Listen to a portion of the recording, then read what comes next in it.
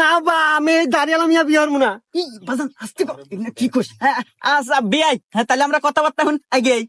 হ্যাঁ কাকা ঠিকই কইছে, শুভ কামে দেরি করতে নাই। তাহলে তামিম মিয়া কথাবার্তা শুরু করেন। হ্যাঁ বিআই সাহেব, আপনার কাছে যদি কোনো দেনা পানা থাকে তাহলে কোন। আরে বিয়াই সাহেব, দেনা পানা ওটা পরের বিষয়, আমরা কি মিয়া কিছু জিজ্ঞাসাবাদ করি। আমার আগে ছেলেকে কিছু জিজ্ঞাসাবাদ করার আছে। ওরে বাবা, এটা মিয়া না পারমাণিক বোমারে? মিয়া হইয়া ছেলেক জিজ্ঞেস করবার চাই, ইয়া যদি আমার বাড়িতে নেই রে আল্লাহ।